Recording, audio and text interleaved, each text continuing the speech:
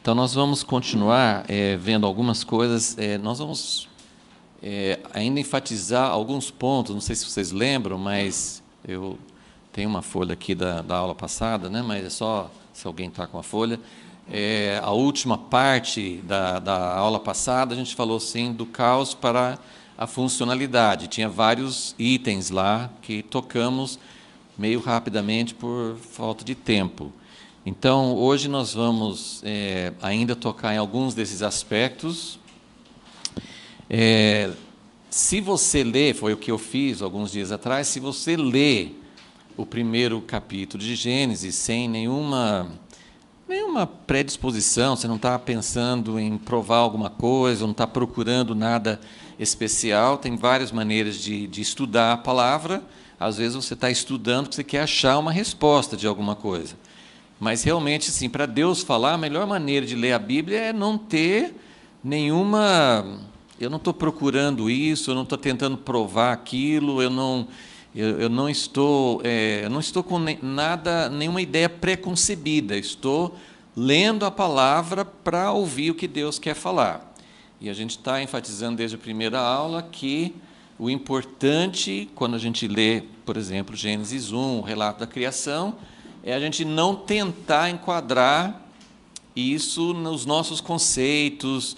Se você quisesse descobrir, assim, se você quisesse uma explicação no nosso tempo moderno de como que o mundo começou, você procuraria alguns tipos de respostas que não tem aqui. Então, essa ideia, assim, ler para ver o que está sendo enfatizado. Então, eu queria, assim, esses pontos, o título desse que eu coloquei no esboço é pontos de destaque. O que sobressai?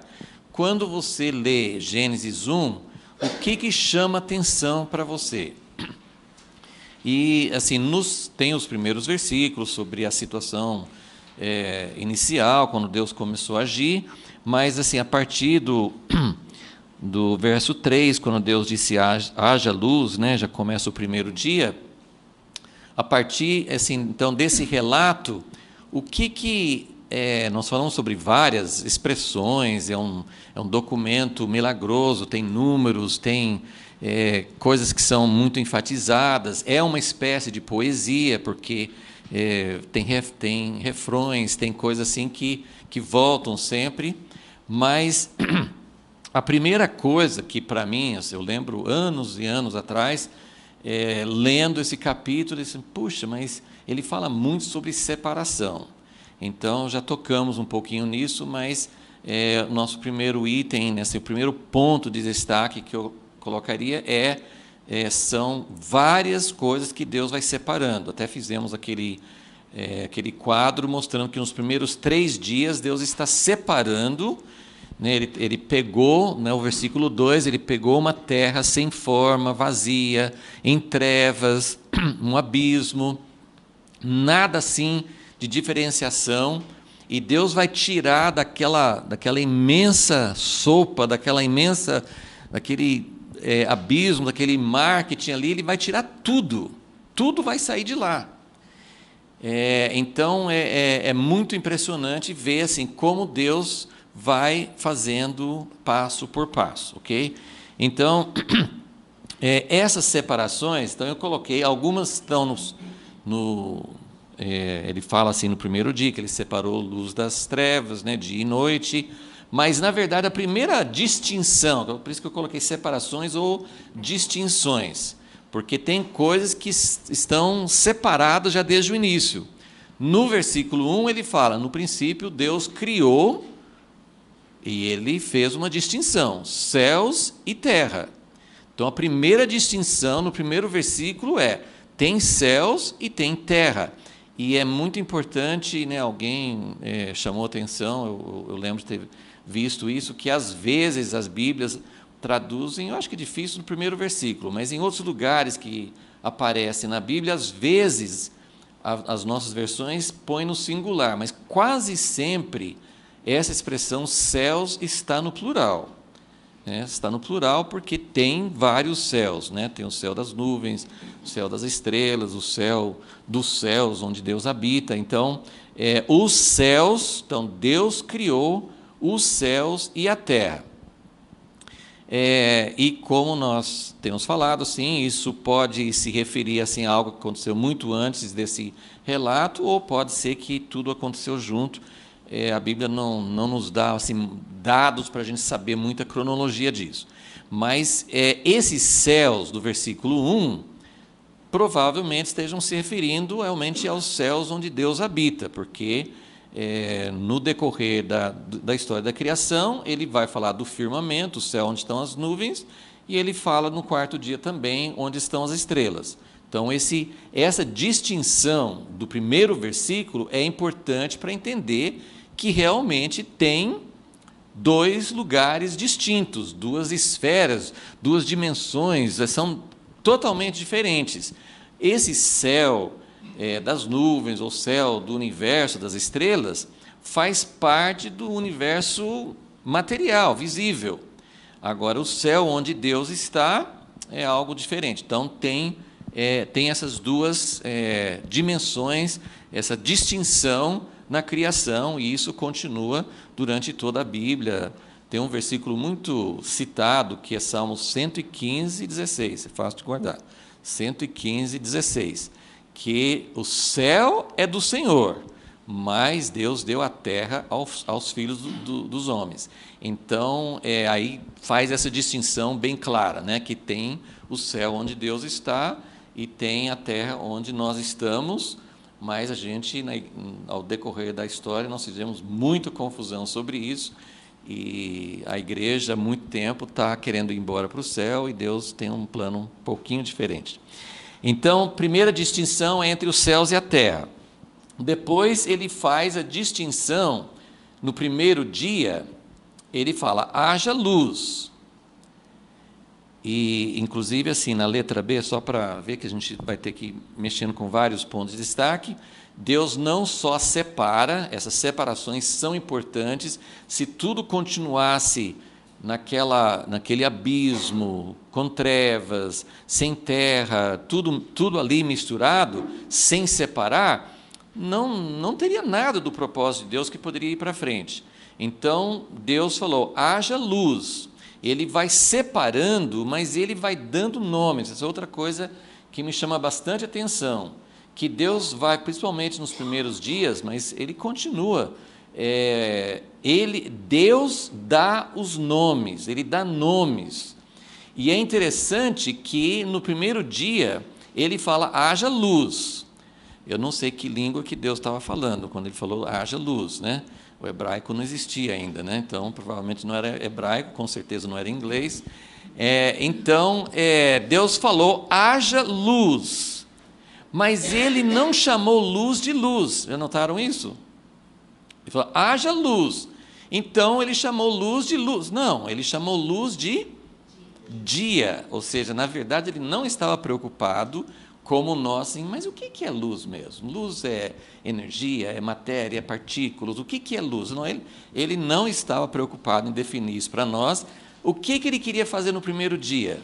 Ele queria fazer uma separação, e ele queria fazer uma separação básica para a vida na Terra, que é dia e noite. Então, na verdade, não é tanto o que é luz. Ele chamou a luz, ou seja, o período de claridade, ele chamou de dia, e o período da escuridão ele chamou de noite. Então, ele separou o dia da noite, a luz das trevas. Depois, ele precisou separar, no segundo dia, águas e águas.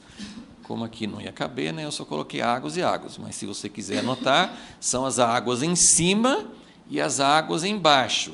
E lembra que era tudo água, e não tinha como essa água, como que ele ia fazer para tornar esse lugar habitável. Então, a primeira coisa que ele fez foi separar águas embaixo e águas em cima, mas por enquanto é só água. Então, ele precisou fazer essa separação entre as águas em cima e as águas embaixo.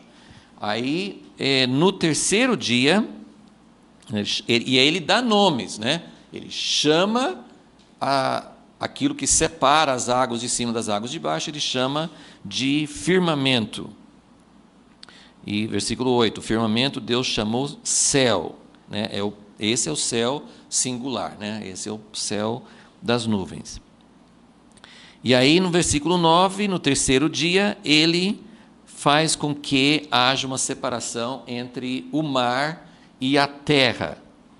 E ele chama, no versículo 10, ao continente Deus chamou terra, e ao ajuntamento das águas ele chama de mares. Ok? Então são várias separações. As outras separações aqui são mais assim, são distinções que nós deduzimos. Como eu queria colocar tudo isso aqui para falar algo que a gente também já mencionou, mas eu queria que ficasse bem claro. Porque quando nós pensamos na renovação, na eternidade, a gente está tão acostumado assim de falar assim, então, quando a gente estiver no céu, e depois a gente diz, não, mas eu não vou estar no céu.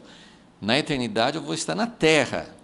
Então, a gente assim, acostuma muito de falar assim, mas quando a gente pensa, mesmo em termos de terra restaurada, novo céu e nova terra, aquele final da história, Apocalipse 21 e 22, a gente pensa muito em voltar para o que tinha em Gênesis 1.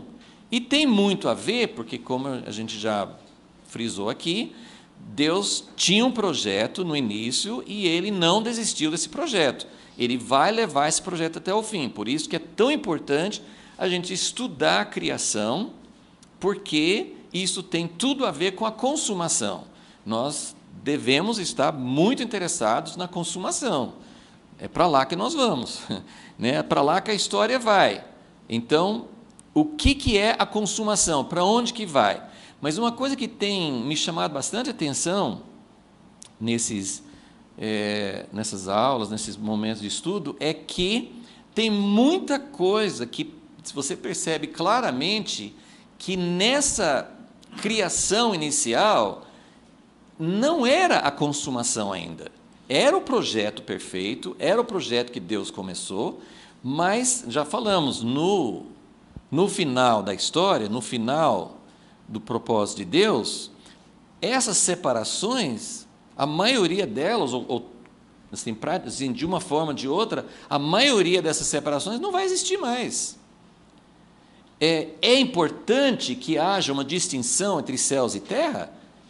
Mas o propósito de Deus é que a Nova Jerusalém desça do céu e que haja um casamento entre o céu e a terra. Então, essa distinção vai ter, eu não sei, mas Deus vai fazer a mudança dele para a terra. O que vai ter no céu quando Deus vem para a terra? Não sei o que vai ficar lá. Então, realmente o propósito de Deus unir o céu e a terra. Lá fala que não vai ter mais noite. Porque a gente pensa assim, até tenho lido alguns comentários, olha, é importante ter a luz e as trevas. Até vi um comentário interessante de que se fosse só luz, aí já não entendo essa parte de física, mas se fosse só luz, a gente ia ficar meio cego. Como é que a gente ia enxergar as coisas se fosse pura luz? Todas as coisas são feitas com uma mistura de luz e trevas, tem as tonalidades diferentes. Então, era necessário, dentro do sistema que Deus criou, era necessário que houvesse noite e dia.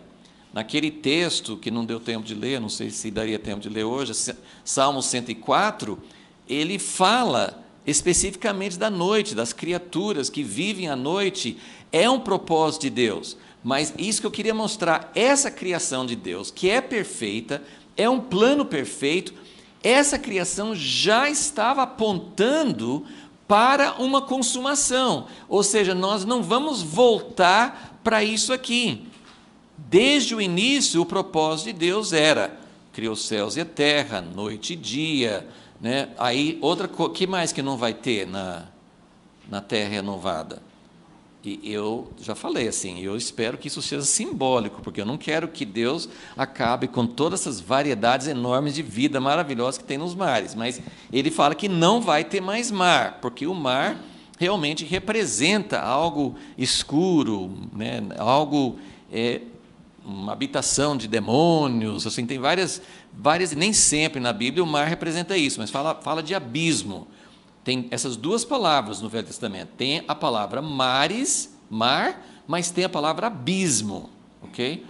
Então não vai ter mais esse abismo, não vai ter mais esse mar, ok? Então são águas e águas, eu não sei, na Bíblia não fala sobre isso, mas se Deus está unindo tudo, provavelmente não vai depender de chuva, tem o rio que vai regar a terra, então não sei, não fala especificamente, mas me parece que todas essas separações não vão existir mais. Bom, Deus não é a criação, então isso não fala aqui, mas é implícito.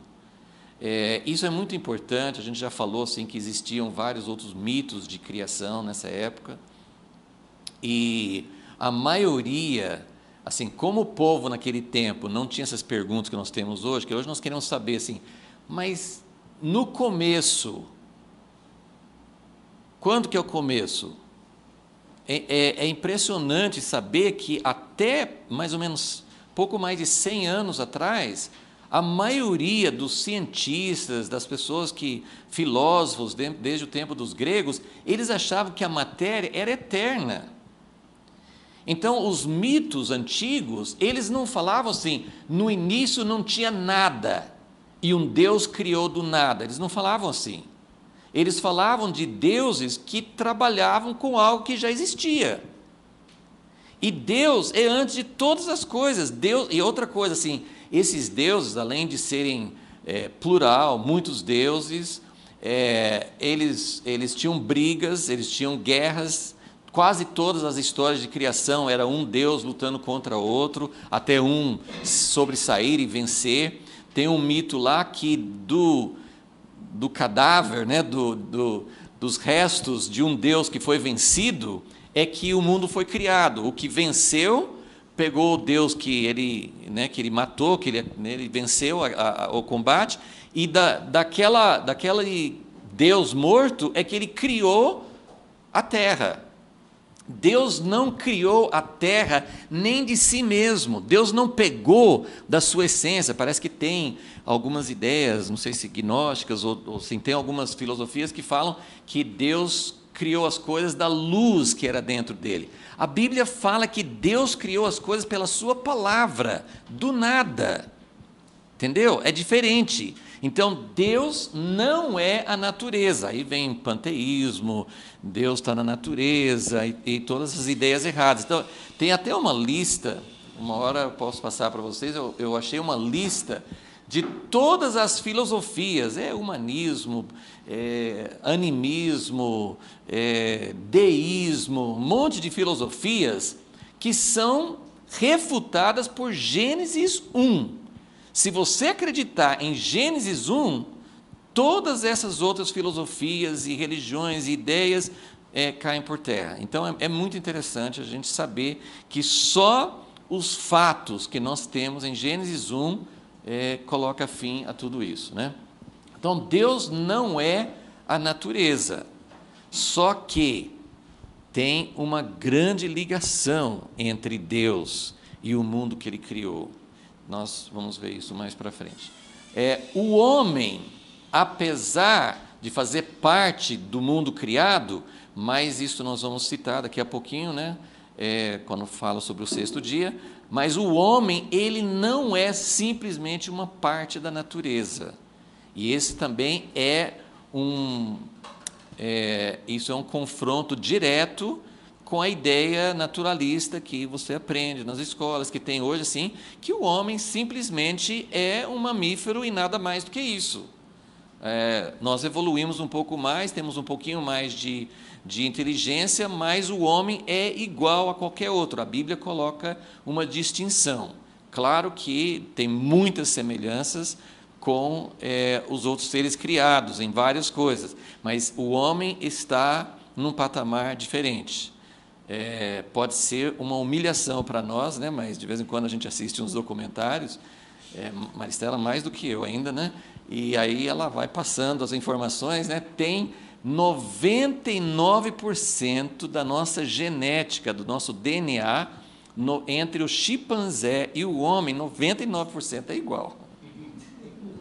Mas não é só com o chimpanzé. Se você for colocar com a galinha, com o peixe, a parte genética que é igual é impressionante.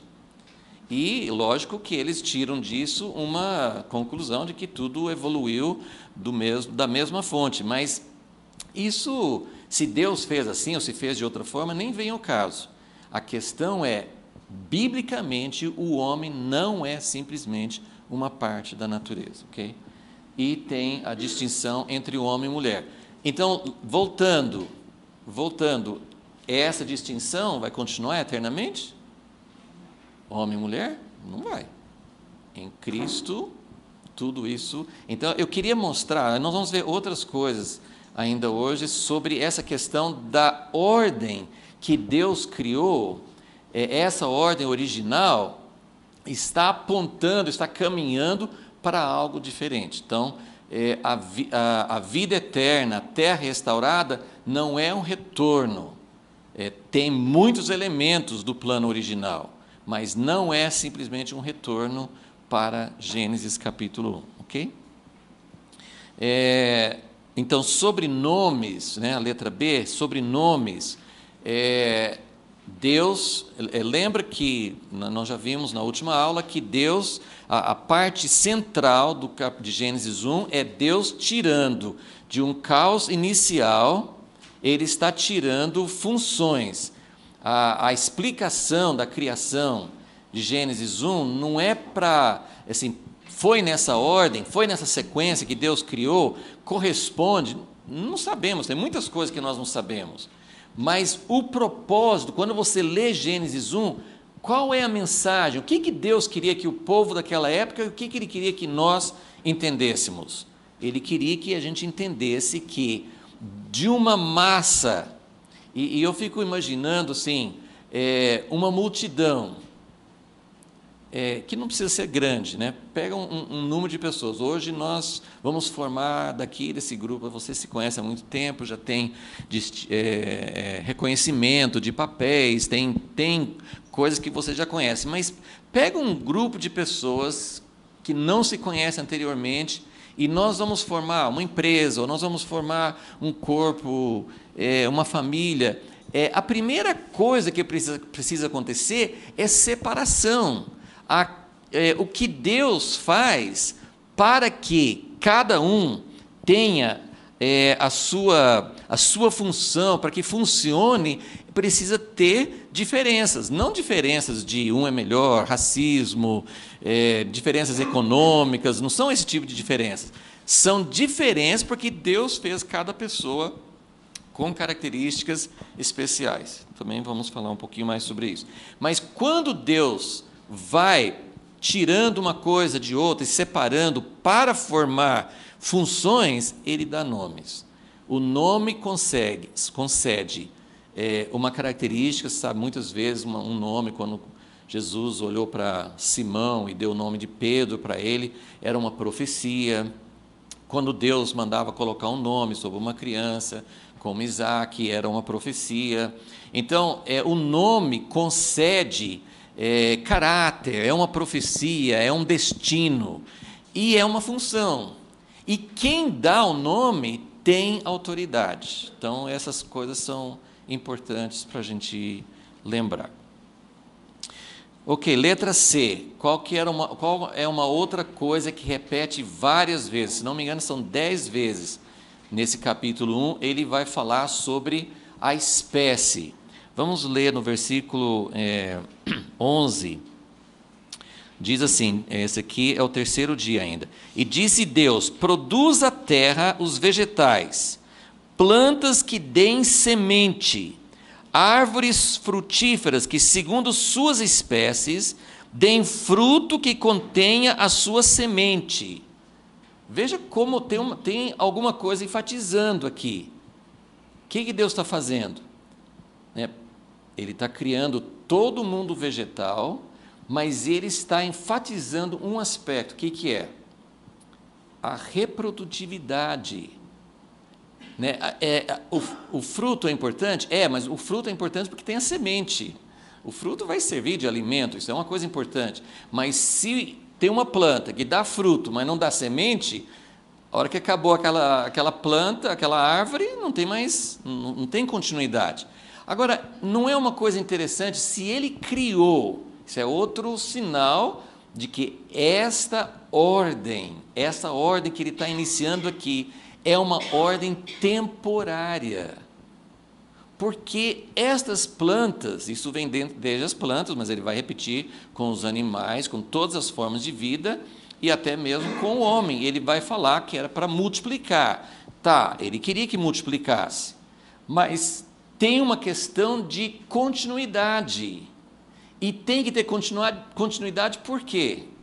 Porque a vida é limitada. A gente tem aquele debate assim, morte só entrou no universo depois que o homem pecou. Não, no mundo vegetal e animal já tinha morte.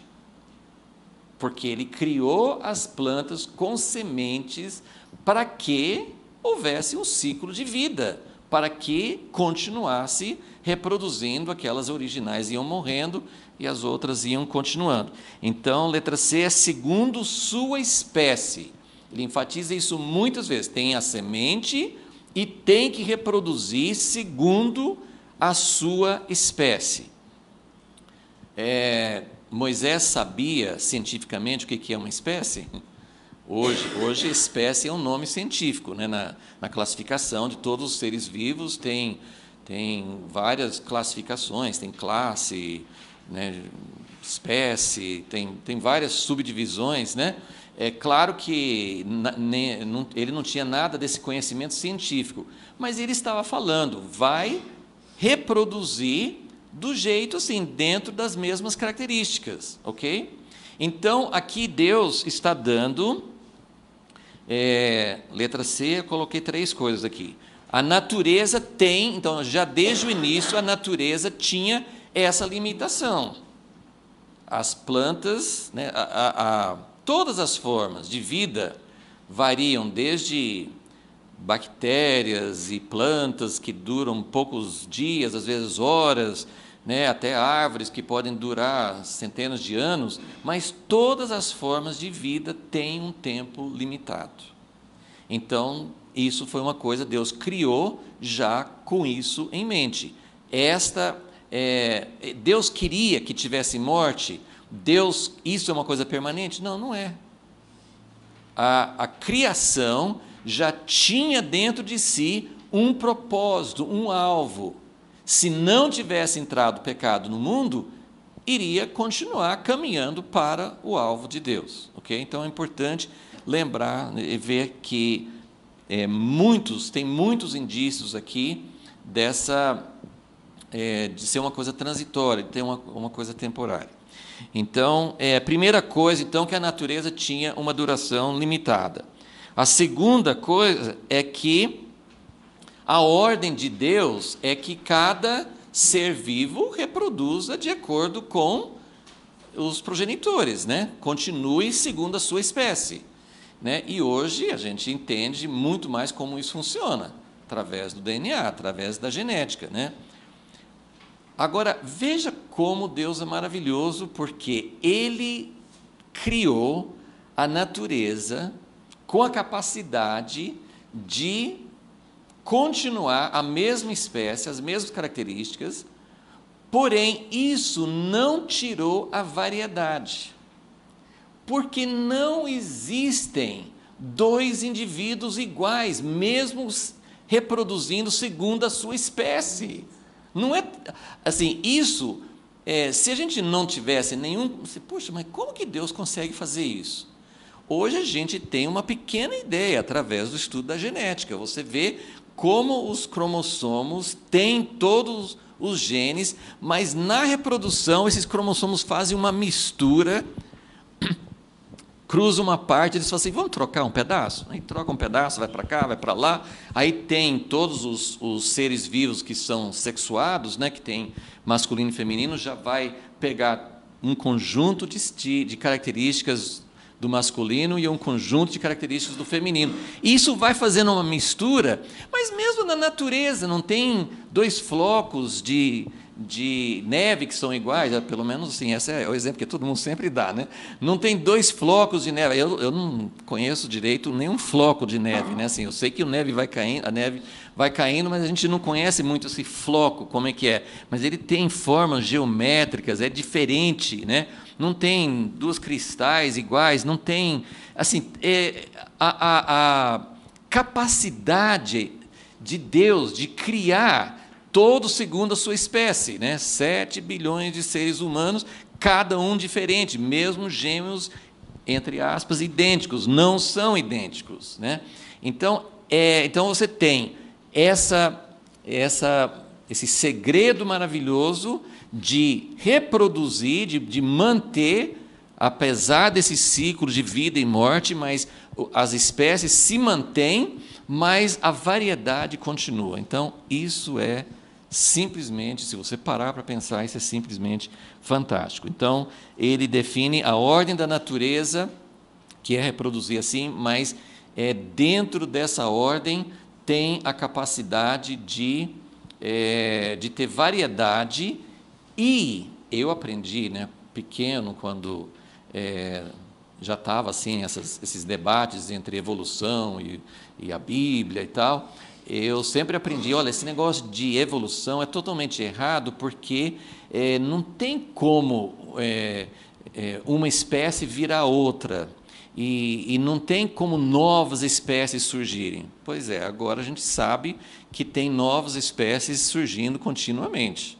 Então, veja só como Deus é fantástico, até nessa assim, a regra é, cada ser vivo vai reproduzir segundo a sua espécie, mas tem possibilidade, tem mutações, tem influência de meio ambiente, tem tantas coisas que vão acontecendo e tem novas espécies surgindo e, infelizmente, tem espécies existentes se tornando extintas também. Ok, mas isso é tremendo, assim, a gente vê como Deus está criando algo muito lindo na natureza. Letra D, ele também cria uma ordem. Ele cria, né, nessa sequência, principalmente no quarto dia, nós vemos uma ordem, porque pela primeira vez, se eu perguntasse para você, talvez você não ia lembrar, não sei se eu ia lembrar, que assim, se eu perguntasse qual que é o primeiro ser que Deus deu ordem para governar, claro que foi o homem. Não. No quarto dia, Deus colocou os grandes luminares e mandou que eles governassem.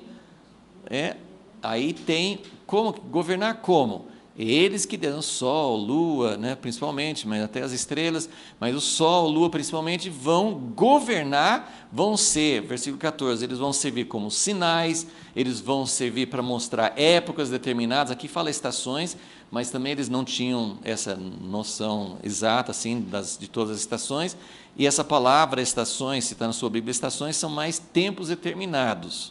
Okay? Então, eles servem de sinais para tempos determinados e para dias e anos. Ok? Na letra D, isso a gente tinha um item na folha do mês passado, mas se você quiser colocar um número 4 aí da letra D, só para ficar constando aqui, que serve para colocar ciclos, tempos determinados, dias e anos, parte da ordem que Deus colocou. Mas assim, a conclusão que eu tiro disso é que, para ter ordem, Deus criou todo o universo, seres vivos, Ele está criando algo maravilhoso. Para que tenha ordem nesse mundo que Ele está criando, é preciso ter hierarquia.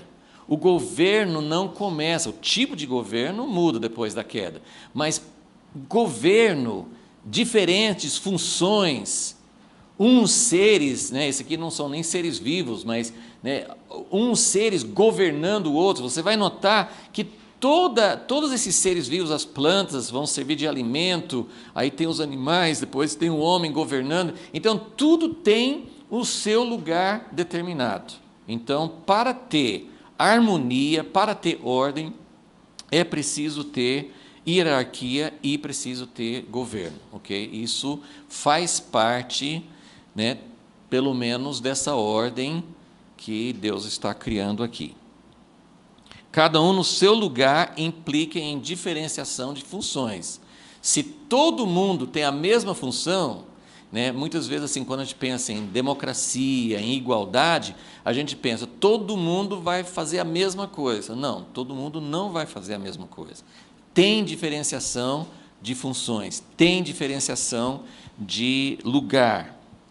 E Deus dava para cada ser, para cada ser vivo, e para o sol, os astros, Deus dava funções específicas e dava ordens específicas. Falou assim, olha, você vai ficar aqui, você vai fazer isso, sua função é essa. Aqui em Gênesis 1 não fala isso, mas tem vários lugares na Bíblia que ele fala que ele fez uma separação entre o mar e a terra, e tem vários lugares que ele fala assim, que ele colocou limites para o mar. E falou assim, olha, é até aqui, tá? É até aqui e não passe. Então, e esse tipo de ordem, então o número 3 são ordens, esferas de ação específicas, são domínios, né? No quinto dia vai ter as aves. Qual que é o domínio das aves? Os ares. Qual que é o domínio dos peixes? Os mares. Entendeu? Você vê que cada um tem um lugar, tem uma ordem, tem uma função. Então, isso é a ordem que Deus está criando. Então, assim, é esse quadro que vocês precisam enxergar quando vocês estão lendo Gênesis 1, que Deus está separando, né? Primeiro ele separou, né, noite e dia, terra e mar e tal, e daí ele vai colocar cada um no seu lugar para funcionar como ele quer. Ok? Então, nessa ordem tem as diferenças de funções, cada um tem suas esferas e tem ciclos. Isso faz parte da ordem que Deus criou, né? Isso faz parte do tempo. Isso vai acabar na vida eterna. Não tem tantos dias, tantas horas, né? Está na hora do almoço. Acho que não vai ter essas coisas assim, né? Eu preciso de férias. Eu preciso de férias. Então, faz parte dessa ordem que Deus está colocando no lugar. Ok? Virando a folha, letra E, uma coisa também que eu acho que eu falei muito de passagem, é que Deus quer que os espaços sejam cheios, Ele não quer vazio. Vocês devem conhecer, acho que eu vou só citar, né, Isaías 45:18, acho, né? 45:18, deixa eu ver se eu notei. 45:18, Deus fala assim: eu não criei o mundo, não criei a terra para ser um lugar vazio. Eu criei a terra para ser habitada, eu quero que seja cheia. Olha a primeira ordem que ele dá para os peixes e as aves, no versículo 20. Produzam as águas cardumes. Algumas traduções falam enxames. E o verbo aqui é de enxame mesmo, é muita coisa. Ele quer que os seres vivos se multipliquem e que encham os ares, encham as águas. Depois ele vai falar com os animais para encher a terra. Ele quer que encha. Ele não quer lugares vazios. Então, só vou falar assim, vou ler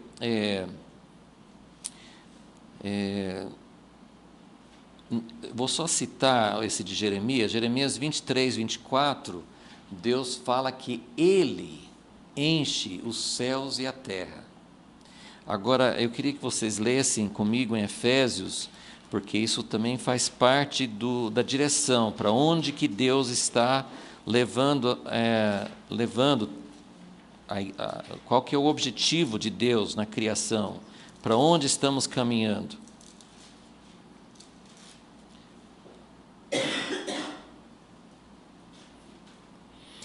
Vocês devem lembrar, Efésios 1:10 fala assim que, versículo 9 fala o mistério da sua vontade, que ele determinou, versículo 10, para a dispensação da plenitude dos tempos, de fazer convergir em Cristo todas as coisas, tanto as que estão na terra, como as que no céu, como as que estão na terra.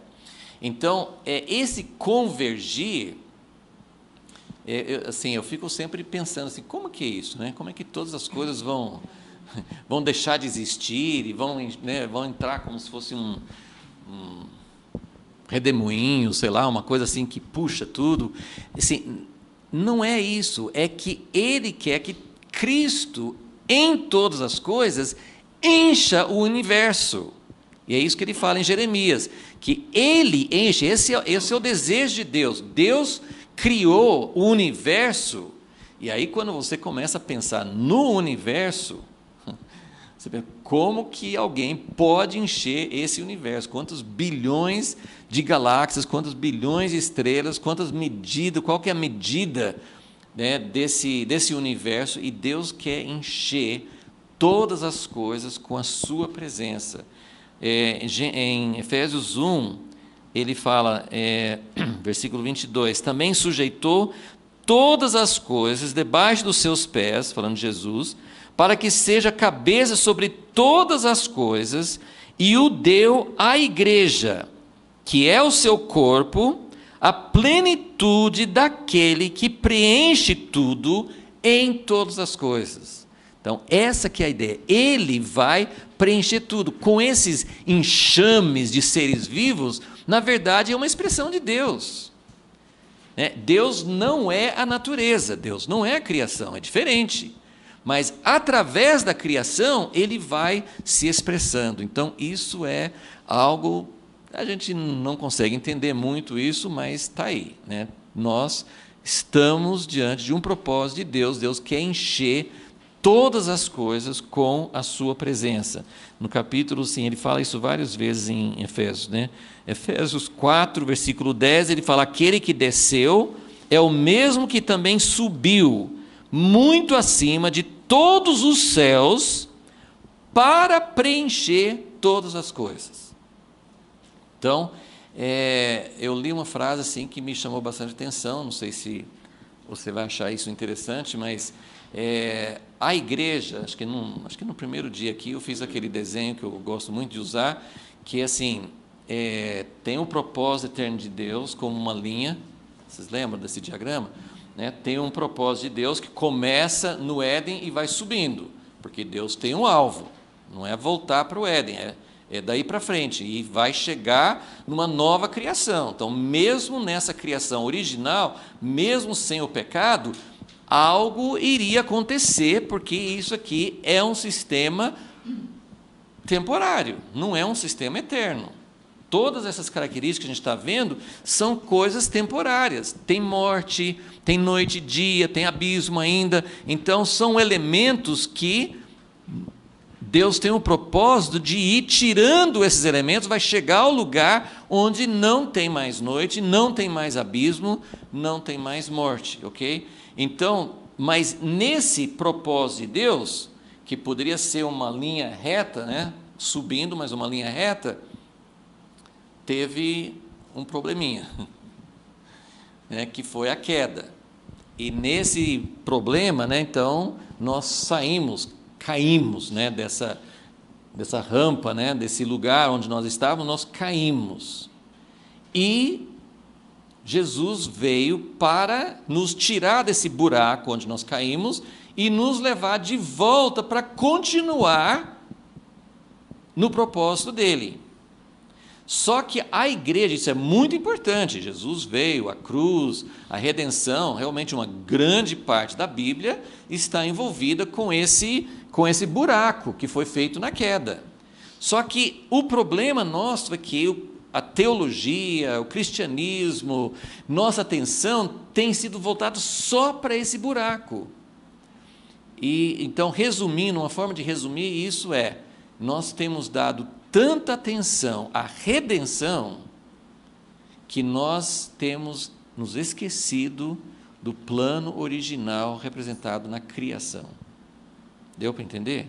Nós estamos tão voltados, tão envolvidos com a redenção, que é o problema principal. Se não tiver redenção, não tem como dar continuidade no propósito de Deus. Então, é absolutamente essencial, e a própria Bíblia gasta grande parte, toda a história no Velho Testamento, e Jesus vindo na cruz. Só que, durante a Bíblia toda, no Velho Testamento, os profetas, e no Novo Testamento, os apóstolos falavam, o próprio Jesus falava, sempre a ideia é, a morte, a redenção que Deus fez por Jesus, não é só para nos tirar do buraco. A redenção é para nos colocar nos trilhos de novo, para a gente poder continuar caminhando para o alvo dele. O objetivo de Deus é a nova criação, porque Deus tem um propósito, né? Ele não desistiu do propósito dele, ok? Então, essa é a nossa busca, né? Deus quer encher todas as coisas, Deus tem algo tremendo para fazer através da criação, do propósito dele, e nós queremos redescobrir isso, né? Nós queremos fazer parte. Um grande propósito, um grande resultado da morte de Jesus na cruz, da ressurreição. Ele fala aqui em Efésios, ele foi ressuscitado para que ele pudesse subir e encher todas as coisas. Então, ele tem um propósito para isso. Estamos na letra F, bênção mútua. Esse ponto da bênção, acho que assim, é muito, muito interessante para a gente ver. Então, voltando aí para Gênesis 1. Tem várias coisas, como a gente tem falado desde a primeira aula, que Gênesis é a sementeira, coisas que vão ser importantes durante toda a Bíblia, nós vamos achar, nem todas em Gênesis 1, mas a maioria no livro de Gênesis. Alguns conceitos, algumas coisas muito importantes vão aparecer e que vão ser desenvolvidos durante toda a Bíblia. E uma das palavras muito, assim, como fé, graça, sei lá, são super importantes, mas a gente não sabe, se alguém perguntar assim, como é que se define? O que é graça? O que é fé? O que é abençoar? O que é bênção? Muitas vezes a gente não, assim, são tão usadas, tão comuns para nós, mas a gente muitas vezes não sabe o que é. Então, onde que aparece bênção pela primeira vez? Acho que já falei sobre isso aqui, né? Quais foram os primeiros seres vivos a serem abençoados? Também não foi o homem, né? Acharam aí?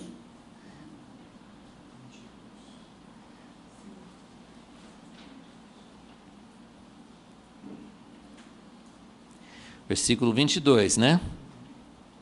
No quinto dia, Deus criou as aves e os peixes. Aves tudo bem, né? Mas peixe, né? Deus abençoar peixe.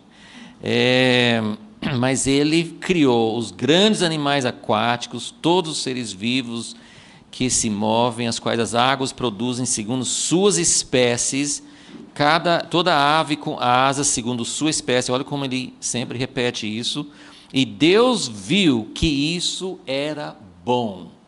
Isso também é uma das frases que é muito repetida. Deus viu que era bom. Deus fala, acho que 6 vezes, que isso era bom, e a 7ª vez ele fala, isso era muito bom. Quando que Deus fala que era muito bom? No final do capítulo, quando ele terminou tudo.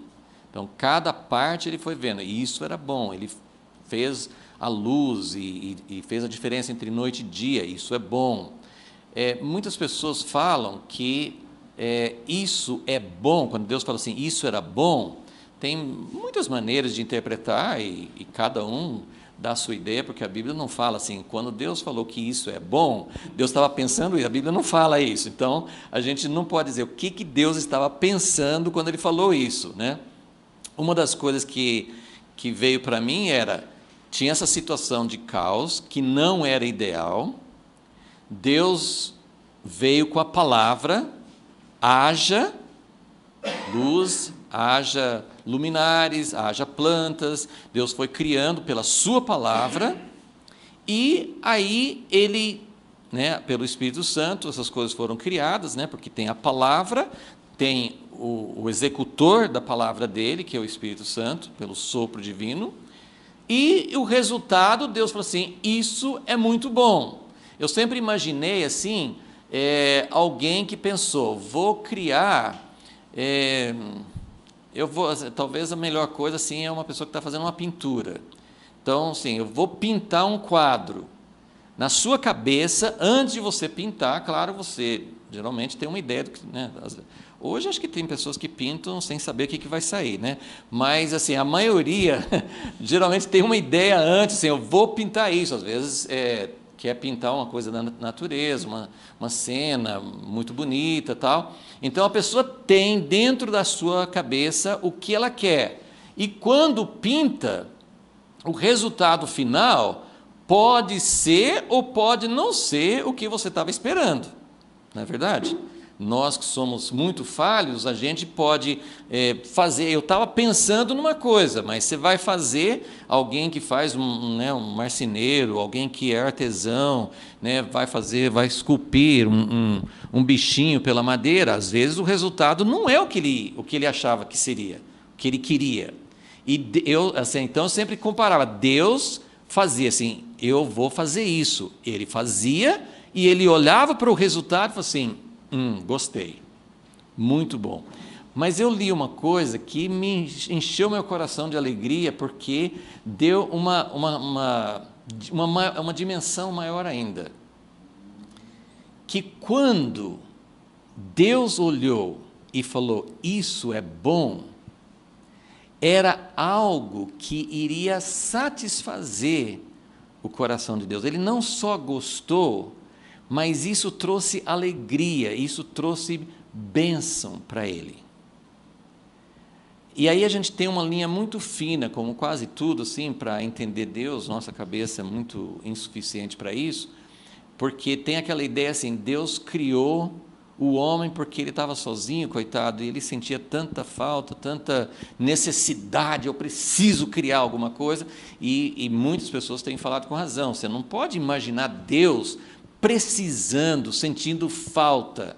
Você pode imaginar Deus, um Deus de amor, querendo amar, querendo ter mais pessoas para amar, mas não é por necessidade, não é por fome, não é por sede, não é por crise emocional, não é por depressão, não é por nada disso. Deus criou porque Ele queria criar. E aí entra esse conceito de bênção mútua. Bênção mútua é um enriquecimento, é um ser enriquecer outro. Eu não sei se tem uma palavra melhor do que enriquecer. Eu traduzi assim, a palavra em inglês, parece que é isso, sim, mas mesmo em inglês eu acho que assim, quando você fala enriquecer, a gente, pelo menos em português, tem muita conotação materialista, né? Então, assim, como que uma pessoa enriquece outra? Mas na própria definição que eu li, fala assim, olha, bênção é quando um ser enriquece outro, mas sem prejuízo nenhum para aquele que deu. Achei lindo isso. E é bênção mútua. E é isso que acontece na Trindade. É uma bênção mútua. E assim, dentro dessa mesma explicação, o autor disse assim, um dos conceitos mais importantes que percorre toda a Bíblia, que faz a gente entender a Bíblia como um todo, é o conceito do reino de Deus. O conceito de reino é uma coisa que percorre a Bíblia inteira e faz toda a Bíblia se tornar uma só. Então, é um dos conceitos mais fundamentais da Bíblia, é o reino de Deus. E um dos conceitos mais fundamentais do reino de Deus é bênção mútua. Porque o reino funciona através do amor, e o amor é essa bênção mútua.